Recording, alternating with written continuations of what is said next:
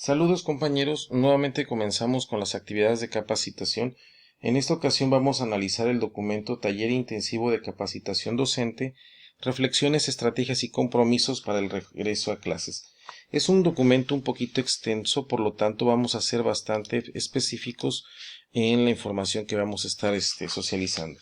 En lo que corresponde a la presentación, nos habla que derivado de todas estas situaciones generadas por el COVID-19, se tienen que replantear las formas en las cuales se lleva a cabo el proceso educativo con la intención de atender las necesidades específicas de niñas, niños y adolescentes. Todo esto con en la finalidad de hacer posible el trabajo a distancia, sin importar si éste se lleva a cabo de manera presencial, ya que presencial conlleva el reencuentro con todos los actores educativos, o si seguiremos trabajando a distancia o bajo un escenario mixto. Así también nosotros tenemos que considerar que tenemos que promover la participación corresponsable de las familias y de igual manera fortalecer las habilidades y saberes para este regreso a clases, considerando los contextos y las condiciones de cada uno de ellos. Dentro de todo esto sabemos que van a ser 5 sesiones, de los cuales 3 días van a ser, o sea, las primeras 3 sesiones, los primeros 3 días van a ser utilizados para el taller y los siguientes 2 días van a ser utilizados para organizarnos para el regreso a clases, porque no debemos olvidar que del 11 al 17 tenemos que nosotros llevar a cabo la integración de nuestro comité participativo de salud escolar, un directivo, 3 docentes y 3 padres de familia, y de igual manera llevar a cabo las jornadas de limpieza del 11 al 13 de agosto. Como objetivo general, nos está diciendo que debemos generar estrategias para fortalecer el aprendizaje a través de la reflexión sobre la práctica educativa, con la intención de tener o afrontar los retos para este regreso a clases. Como objetivo específico nos dice que debemos identificar emociones en torno al regreso a clases, así como también promover la participación de padres de familia en el proceso educativo, que ayuden durante toda esa construcción de los conocimientos, y sobre todo también que se identifique la importancia del diagnóstico y las estrategias de trabajo pertinentes para las necesidades específicas de niños, niñas, niños y adolescentes, así como también establecer compromisos para favorecer el regreso a clases. Dentro de las orientaciones para facilitar el desarrollo del taller, pues ya sabemos que se puede hacer la aportación, aportaciones pertinentes al taller. Se está buscando que tenga un enfoque colaborativo y que las actividades, que ya sabemos cómo se desarrollan, son muy similares a las que tenemos o trabajamos en consejo técnico, individuales, en equipo y en plenaria. Por eso se nos pide que las actividades individuales en equipo se hagan de manera previa a todo esto, ¿no? ¿Qué nos va a permitir también trabajar con estas orientaciones? Pues realizar la toma de acuerdos, compromisos y reglas, registrar los acuerdos, o sea, monitorear el cumplimiento de cada uno de ellos y promover el trabajo colegiado y colaborativo. Sin olvidar que también tenemos que llevar a cabo una relatoría, como nos dice aquí, donde se tome nota y se integre y se organice la información que se va a ir aportando, ¿no? Por eso le decía que la mecánica es muy similar a lo que ya se está trabajando en los consejos técnicos escolares. De igual manera, nos dice que se puede llevar a cabo de manera virtual, que por lo visto así va a ser por todas las situaciones que se están hoy en día atenuando, y sobre todo pues vamos a utilizar las plataformas que ya hemos tomado para las actividades virtuales de manera anterior. De igual manera, con aquellas personas que no cuenten acceso a internet o los dispositivos, se va a buscar trabajar vía telefónica o haciendo uso de diversos protocolos para poder atender el trabajo a distancia, ¿no? Todo esto es con la intención de que podamos ir entablando lazos de comunicación, así como tenemos identificados a los estudiantes de aquellos con los cuales hay una participación y comunicación permanente, intermitente e inexistente, así lo tenemos que tener de igual manera identificado con los docentes y con los padres de familia. Dentro de los materiales de trabajo, pues vamos a utilizar el decálogo del taller que tuvimos en el ciclo escolar anterior, Horizontes, Colaboración y Autonomía para Aprender Mejor. y así como también las acciones que vienen en el ámbito de participación de la comunidad de nuestro programa escolar de mejora continua, y el último diagnóstico de aprendizaje que se realizaron de los estudiantes, que fue en el reporte técnico que hicimos en la evaluación de fin de curso y la sistematización de información que nosotros realizamos en la octava guía de sesión de CTE.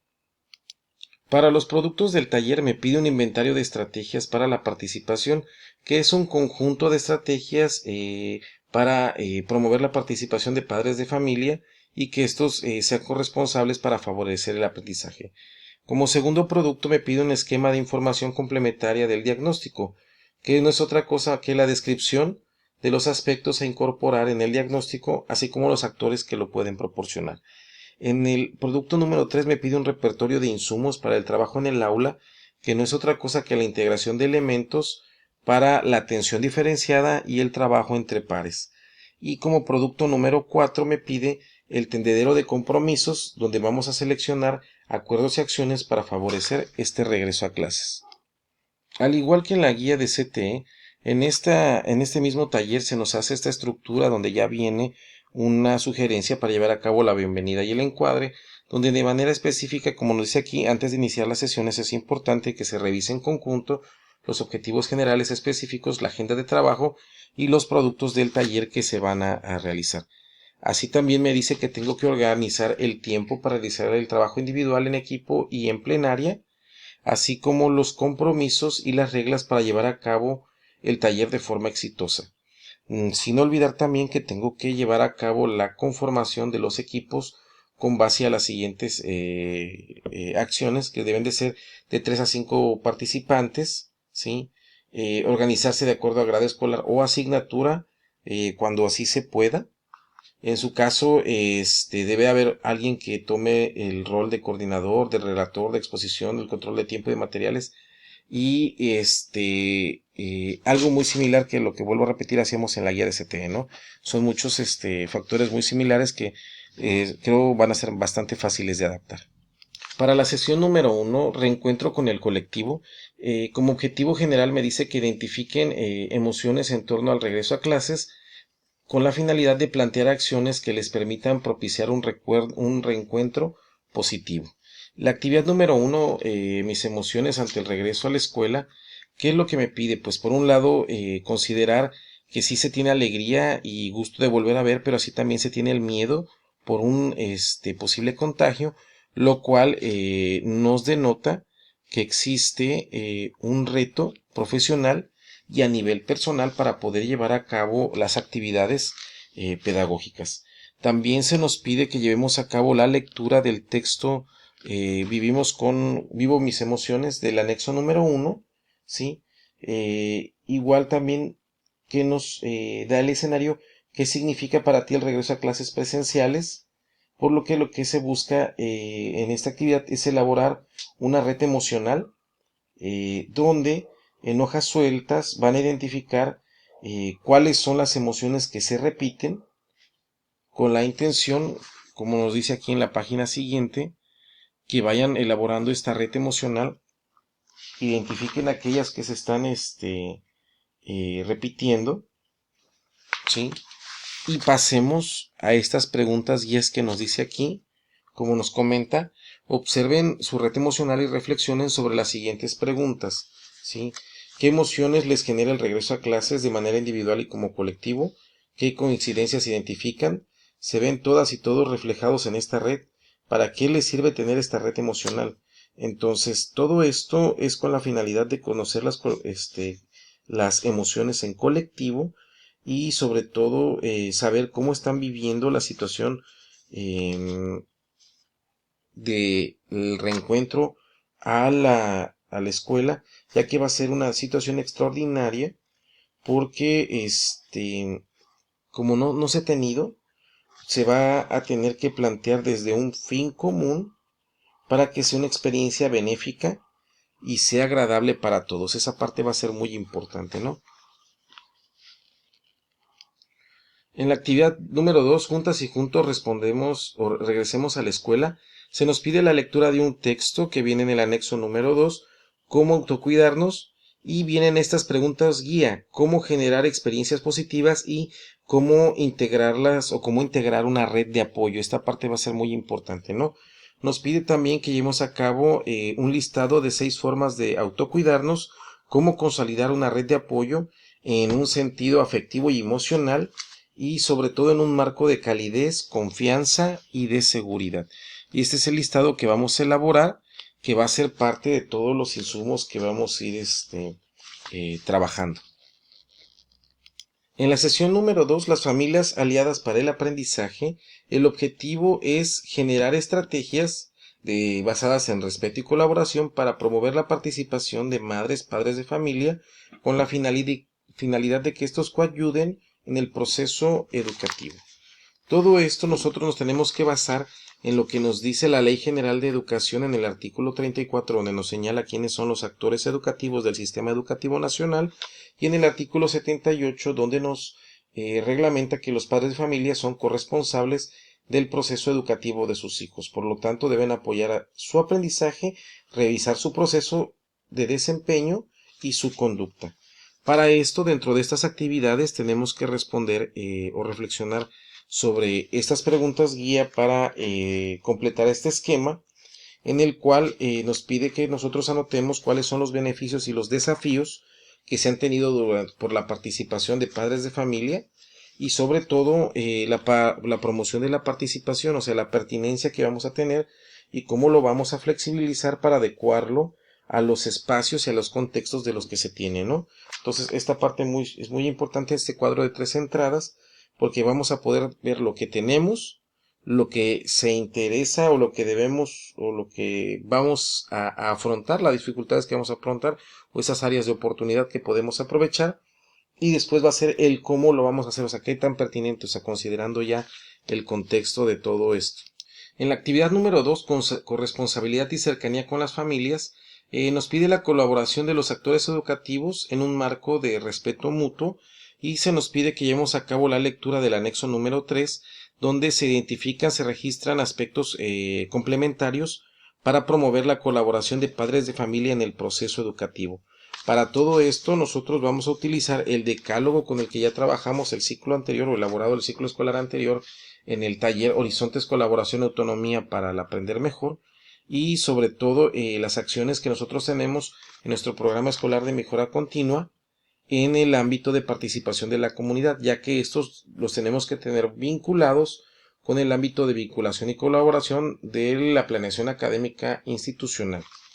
De igual manera, todo esto es lo que nos están solicitando es que se identifiquen de manera pertinente o homologuemos metas, objetivos, acciones, para que de esta manera podamos tener un solo instrumento y una sola estrategia para el seguimiento y la evaluación, que vendría teniendo su beneficio en la descarga administrativa.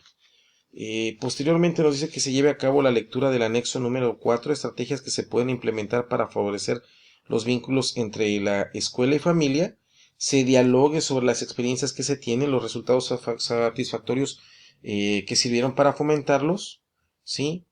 Y sobre todo seleccionar 2 o 3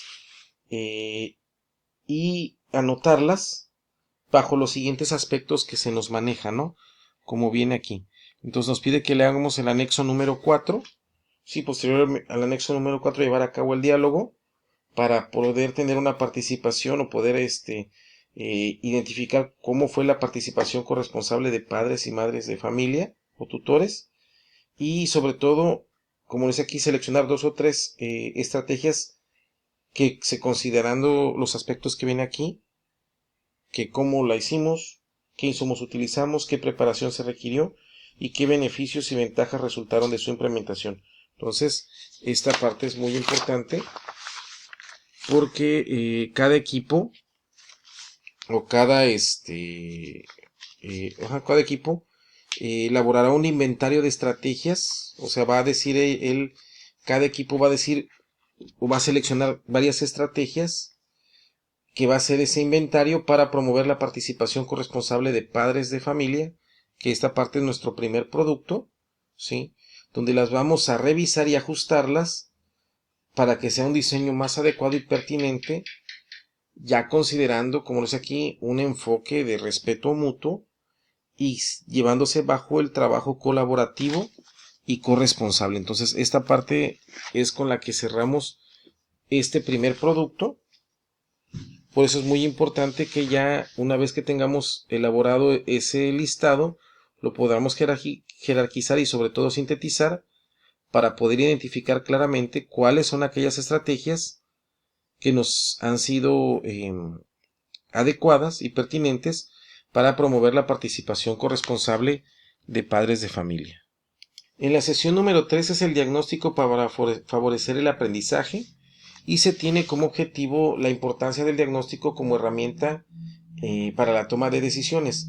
En la actividad número 1, desafíos del aprendizaje, nos pide que posterior a la evaluación que realizó Mejora Edu en 2020, nos logró identificar que, de acuerdo a su percepción, existen menores aprendizajes y menor comprensión, y sobre todo no se tiene la percepción de que se posean los conocimientos necesarios de acuerdo al grado que corresponde, ¿no? Esa parte es muy importante. ¿Y por qué es muy importante? Porque son los retos que vamos a afrontar o que se va a afrontar como comunidad educativa en las aulas, implicando un reconocimiento de múltiples elementos para poderlo solventar. Para esto vienen aquí dos preguntas de reflexión que nos van a decir cómo valoran el aprendizaje alcanzado y cuáles son los desafíos, ¿no? Desde aquí viene siendo como una antesala a todo lo que nosotros ya vamos a tener que diseñar para obtener un trabajo diversificado. En la actividad número 2, la importancia de hacer diagnóstico es llevar a cabo un proceso de diagnóstico como punto de partida para el trabajo con los alumnos, lo cual va a ser muy importante ya que tenemos identificado una realidad desconocida una vez que empecemos o completemos el trabajo presencial, ¿no? Ya que no sabemos cómo se va a desarrollar o cómo se va a completar muchos de los procesos educativos que hoy en día con el trabajo a distancia solamente se tiene una percepción a partir de los comentarios o las sugerencias que nos hacen los padres de familia, ¿no? El equipo nos pide llevar a cabo la lectura del anexo número 5 e identificar los elementos que más se acercan a su percepción para llevar a cabo la reflexión sobre el diagnóstico con las siguientes preguntas guía. ¿Sí? Dentro del contexto de la pandemia, ¿qué cambios se han realizado? ¿Qué prácticas de las que se modificaron para elaborar el diagnóstico pues, se podrían conservar? ¿Y de qué manera los cambios al diagnóstico favorecieron el aprendizaje de los estudiantes, ¿no? Entonces, esta parte va a ser muy importante porque vamos a recuperar 5 aspectos para aplicarlos en el diagnóstico, ¿no? O sea, 5 escenarios que me van a permitir a mí integrar una mejor estructura del diagnóstico que voy a elaborar, para posteriormente en plenaria compartir 2 o 3 ejemplos. En la actividad número 3, la información para la toma de decisiones nos habla que a partir del diagnóstico tenemos que encontrar soluciones para afrontar los retos y sobre todo llevar la adecuación del proceso de enseñanza-aprendizaje. Para el diagnóstico reconoce procesos o etapas como la recolección, análisis y valoración de la información, la toma de decisiones y la intervención y la evaluación del proceso diagnóstico. O sea, aquí ya nos están dando algo sistematizado, ¿sí?, que nos va a permitir tener una estructura más definida para la construcción de nuestro diagnóstico. ¿Por qué? Porque nos dice aquí que considerando la información recabada y el último diagnóstico que hicimos con nuestro programa escolar de mejora continua, vamos a responder las siguientes preguntas guía para completar el organizador gráfico que viene y sobre todo qué actividades fortalecen la autonomía, la atención diferenciada, el trabajo colaborativo y el trabajo entre pares, ¿no? Entonces esta parte es muy importante porque desde ahorita ya lo vamos a ir sistematizando, o sea, le vamos a ir poniendo nombre y apellido a cada una de las acciones que vamos a ir realizando. Posteriormente, en la actividad número 4, herramientas de diagnóstico, nos pide reflexionar sobre las herramientas de diagnóstico a utilizar, ¿sí? Leer la tabla y seleccionar aquellas que no hemos implementado, las que no hemos, o sea, las que no conocemos. ¿Para qué? Para señalarlas e investigar cómo son y cómo las podemos utilizar. O sea, esta parte es muy importante, porque aquí ya nos dicen cuáles son aquellas herramientas que vamos a poder utilizar para hacer el diagnóstico. Ya no vamos a estar divagando con ese escenario. De igual manera me dice que la guía, este taller contiene 2 herramientas para elaborar tu diagnóstico, que es una evaluación diagnóstica y unas fichas descriptivas, ¿no? Estas vienen a continuación, ¿sí? Vienen estos pequeños textos que son de un libro de la SEP 2021. Y la evaluación diagnóstica, pues, es una estrategia que permite la valoración de aprendizajes esperados, de información para la reflexión del CTE y sobre todo generar estrategias de fortalecimiento.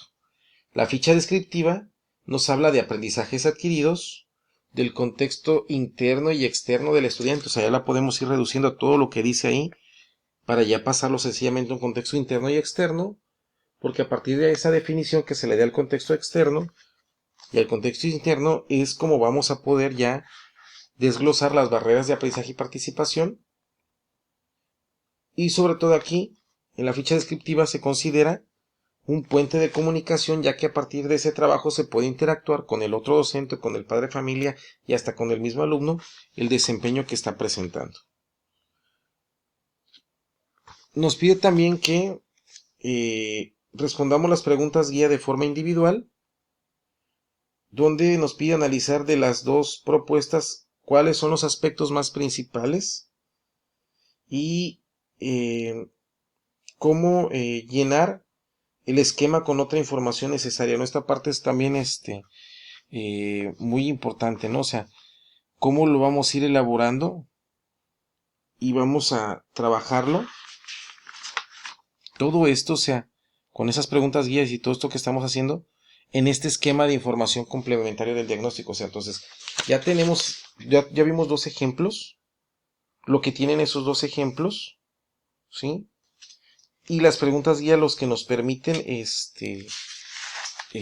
generar, ya que me da aquí en este esquema qué información me hace falta y qué puedo proporcionar y quién puede proporcionármela y cómo puedo involucrarles en el proceso. ¿Por qué?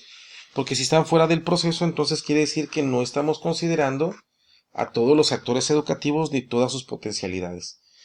Este es el producto 2 y aquí lo que yo les recomendaría es que podemos utilizar el portafolio de evidencias que ya viene sugerido y que lo debemos de saber desde que salió la plataforma Aprende en Casa. En ese año nos pidieron elaborar un portafolio de evidencias que es el que ya tenemos que tener. Entonces es replantearlo, lo que ya tenemos. Si el alumno, por ejemplo, era de primero o segundo, seguimos teniendo todavía su portafolio de evidencias. Entonces, a partir de ese, utilizarlo y el estudio de la documentación escolar, o sea, el expediente, los exámenes, toda esa información que nos van a permitir acorpar la información necesaria para poder definir características específicas de cada uno de nuestros estudiantes en correspondencia a su contexto interno y externo y sus barreras de aprendizaje. Ya por último, en esta sesión número 4, estrategias para el trabajo en el aula, como objetivo pide que las maestras y maestros generen estrategias para el trabajo en el aula enfocadas en características de sus alumnos. En la actividad número 1, fortaleciendo la autonomía, cada alumno tiene un desarrollo de diferentes habilidades que se descubren y se transforman constantemente, ¿no?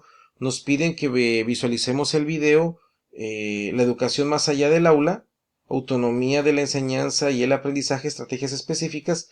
Ya viene el link y los minutos, lo cual lo debemos de ver para que reflexionemos con las siguientes preguntas y registremos esas palabras clave, ¿no?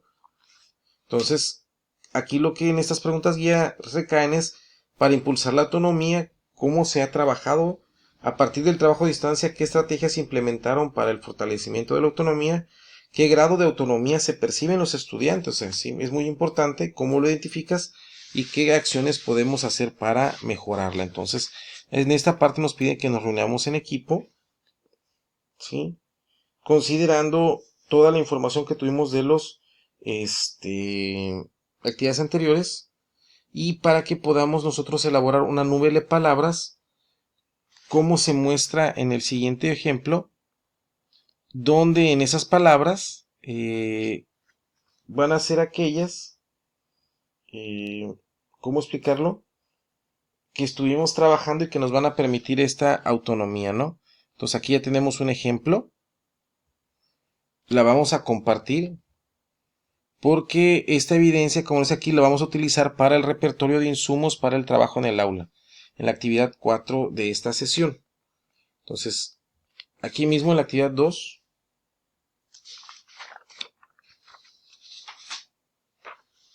como nos dice aquí, esta parte nos estamos pasando, es que consideremos en este trabajo, o sea, en este de donde hicimos esta nube, las habilidades y las actitudes del aprendizaje autónomo. ¿Cuáles serían? Pues la curiosidad, el planteamiento de preguntas, la búsqueda de información, la comprensión lectora, la organización y sistematización de la información y la expresión de ideas, textos, ensayos. O sea, toda esa parte es a partir de ahí cómo lo vamos a estructurar. Ahora sí, la actividad número 2, la atención diferenciada, nos pide que debemos nosotros como docentes contar con los elementos que otorguen su práctica o que originen en la práctica el atender de manera diversificada a los estudiantes, así también teniendo una orientación y acompañamiento necesario para favorecer el aprendizaje. Para esto nos pide que llevemos a cabo la lectura del anexo 6 de Carol Hahn, donde nos explica la enseñanza diferenciada y comentemos sus estrategias, y hacer la lectura del anexo 7, el de contratos de aprendizaje, y realizar una adaptación de la estrategia a nuestro contexto y a nuestra práctica, ¿no? Entonces aquí ya nos vamos a empezar a trabajar, o sea, ya estuvimos llevando el proceso de análisis, de gestionar la información, ahora ya vamos a empezar a gestionar este conocimiento, cómo lo vamos a empezar a trabajar. En el anexo 7, los contratos de aprendizaje nos pide que nosotros adaptemos esa estrategia, que es bastante buena, porque nos va a permitir llevar a cabo la atención diferenciada, considerando el enfoque transversal y priorizando a los estudiantes que tienen comunicación y participación intermitente e inexistente, ¿no? Entonces de esa manera lo podemos ir armonizando esos contratos a partir de esto, ¿no? Vamos a compartir la información para que se pueda saber si las adecuaciones son las más pertinentes. En la actividad número 3, denominada la colaboración para el aprendizaje, nos dan estrategias para que el alumno ponga en práctica la colaboración, que viene siendo tutorías, o sea, una tutoría que se lleva ese acercamiento, y sobre todo nos pide aquí también que revisemos el anexo 9, 8 y 9 y comentemos las siguientes preguntas guía. ¿Quiénes tienen conocimiento y experiencia sobre las metodologías de trabajo entre pares? ¿Cómo se han llevado a cabo estas metodologías? ¿Qué aprendizajes desarrollan o favorecen o fortalecen en los alumnos con estas metodologías, ¿no? Y sobre todo, como nos dice aquí, que es muy importante hacer esta actividad porque la vamos a vincular con la página 43, con el tema número 2, la colaboración para el aprendizaje de nuestro CTE de la fase intensiva. Entonces, como se ha dicho anteriormente, es muy importante observar cómo hoy en día ya existe una vinculación entre los diversos materiales que maneja la Secretaría. O sea, ya esto no nos quiere decir que ya hay un enfoque definido de trabajo que nos va a permitir presentar mejoras del desempeño. A continuación se nos exponen unos criterios básicos para diseñar estrategias didácticas, por lo que se nos pide reunirnos en equipos para proponer una estrategia de trabajo. Todo esto es con la finalidad de que nosotros podamos llevar a cabo el diseño de un plan de clase pertinente con las necesidades específicas de los estudiantes, el director pueda realizar un pertinente programa escolar de mejora continua y una correcta adecuación de las acciones que está realizando, las metas y los objetivos, para que estos se encuentren vinculados, ¿no? Entonces, este criterio, pues, como lo dice el nombre, el criterio nos va a permitir llevar a cabo una evaluación, o sea, a partir de ello, entonces, criterios pesados en el contexto, aquí pensados en los alumnos y pensados en los maestros. Entonces, si nosotros consideramos este criterio a la hora de planear, ¿qué nos va a permitir? Pues tener un rango de pertinencia entre el contexto, o sea, lo que se está utilizando, lo que se tiene, lo que rodea y con lo que se cuenta, ¿sí?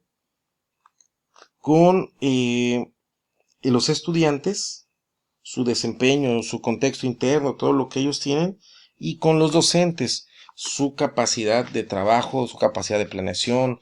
Entonces, esta parte es muy importante, ya que nos va a permitir articular el desempeño y las funciones que deben de realizar cada uno de estos tres actores educativos. Ya casi por último, por ejemplo, aquí en la actividad 4 nos organizamos para colaborar. Nos pide aprender de manera colaborativa, lo que implica tomar acciones, tomar decisiones, la responsabilidad, la comunicación y la autoevaluación.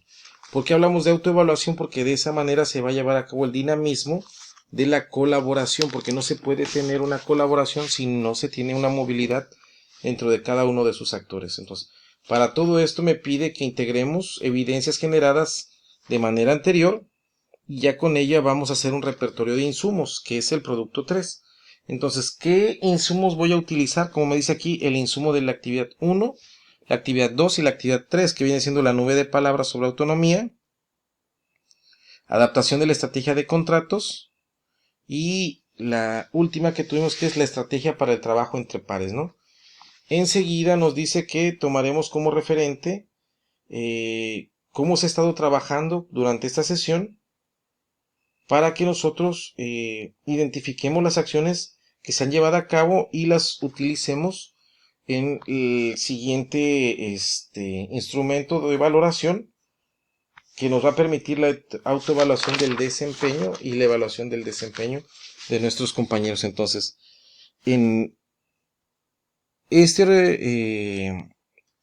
herramienta nos va a permitir sistematizar esta información, porque aquí vamos a poder valorar, como dice aquí, si propusimos ideas, si solicitamos información, si opinamos, si sinteticé, si controlé el tiempo, registré más importante. Entonces, a partir de esta autoevaluación del desempeño y de la evaluación de mis compañeros, es como voy a poder llevar a cabo estas distintas visiones del trabajo que se está realizando, para poder, como me dice aquí al final, reflexionar sobre los siguientes tópicos: la participación individual, o sea, cómo estoy yo de manera personal en mi desempeño; la percepción de sus colegas al trabajar de forma colaborativa, o sea, de qué manera yo estoy integrando y sobre todo potencializando las habilidades y los factores que tengo; y por último, el repertorio de insumos, o sea,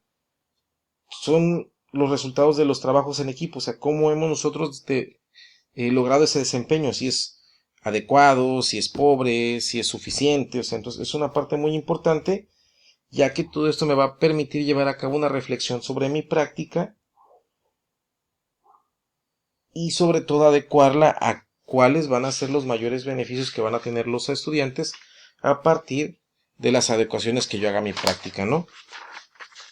Ya para el cierre del taller, como objetivo tiene que se establezcan compromisos para favorecer un regreso a las aulas centrado en el bienestar y el aprendizaje.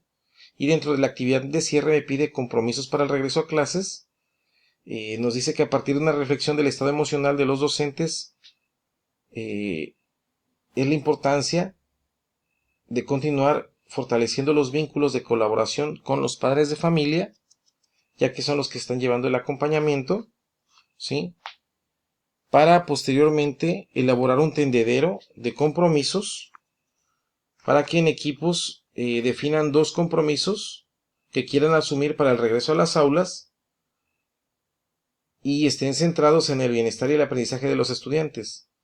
Y como me dicen aquí las indicaciones, para ese tendedero, pues un equipo se va a encargar de instalar el tendedero, otro recolecta las propuestas, otro se encarga de leerlos y de ponerlos en consideración para poder ver cuál es el que gusta más, y otro que se encarga de escribirlos y de tomar compromisos. Para esto nosotros, si estamos trabajando de manera virtual, todo esto pues ya sabemos que lo vamos a ir adecuando a las necesidades y al espacio que tengamos en ese momento.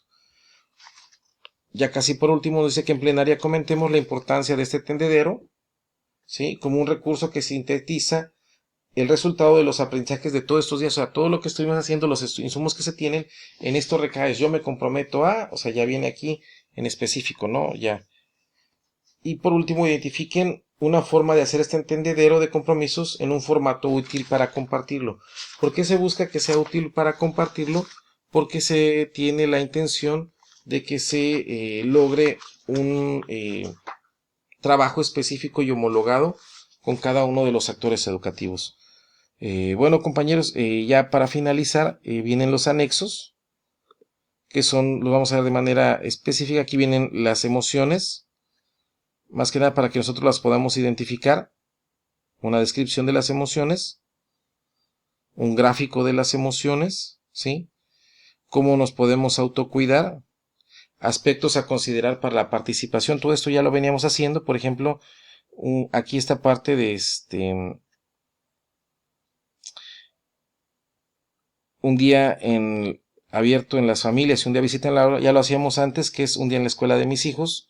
El boletín informativo y el periódico mural ya lo hacemos, o sea, esta cuestión podemos vincularlo con las evaluaciones. Los talleres y las prácticas pues lo tenemos en las fichas, ¿sí? Del Programa Nacional de Convivencia Escolar. Esa parte es muy importante.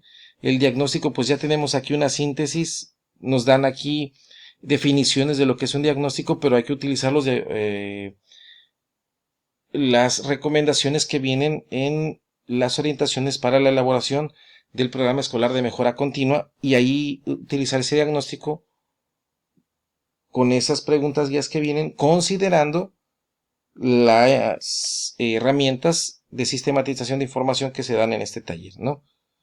También viene este anexo donde viene el de Carol Hahn, donde más que nada es la atención diversificada, que nos habla que no todos aprenden igual y que tenemos que tener diferentes metodologías, instrumentos y propuestas didácticas para el trabajo con los estudiantes, que no es otra cosa más que el aprendizaje situado, considerando las necesidades específicas de cada uno de esos estudiantes, ¿no?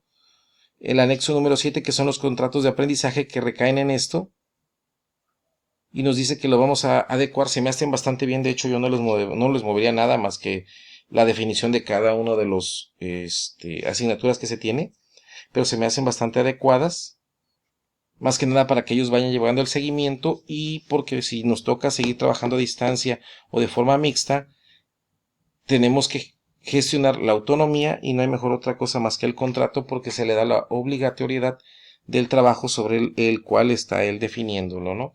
Está ahí ya bien escrito. La autonomía y la colaboración de los alumnos pues no es otra cosa más que esas redes, y sobre todo donde se nos dice que todos vamos a estar o estamos regidos por esa vinculación de los trabajos que se tiene desde la infancia y no podemos vivir sin ellos. Y sobre todo el ejemplo que nos dan aquí es la parte de multigrado, ¿no? Cómo se van intercambiando los roles con cada uno de los actores educativos. Ya por último, el anexo 9 es la diversificación y circulación de saberes, que no es otra cosa más que cómo se establecen los elementos comunes, o sea, cómo tener un ejemplo de un concepto y un tema que se actúe o se establezca para todos. Para esto no va a ser muy difícil, porque nos vamos a ir a los organizadores gráficos que tenemos de cada una de las asignaturas con los aprendizajes esperados. Una vez identificando en aquel que se tiene problema, nos vamos a ir al inmediato anterior, para a partir de ahí considerar aquellas habilidades, conocimientos, actitudes y valores que debo yo movilizar para lograr ese andamiaje, ¿no? Lograr esa zona de desarrollo próximo. porque así como lo hemos hablado durante todo este taller, así como manejamos una zona de desarrollo próximo, también manejamos una zona de desarrollo centro, y van las dos de la mano. Por eso es muy importante que nosotros a partir de ahorita empecemos a hablar de los niveles de concreción de la gestión educativa a través de las diversas herramientas de planeación que tienen, por ejemplo, los supervisores con su planeación académica institucional, considerando sus ámbitos, los directores con su programa escolar de mejora continua, considerando sus 8 ámbitos, y los docentes con su ficha de clase. Entonces, de esta manera, teniendo esta homologación en los objetivos y las metas y las acciones, pues es como de manera instrumentada vamos a estar trabajando para, de manera conjunta, cada uno de los actores educativos tome su rol y nos ayude con la construcción de los aprendizajes. Ya para finalizar vienen las referencias, vienen aquí los links donde también le podemos dar clic y saber qué es lo que viene. Y es de lo que nos habla de manera general este curso.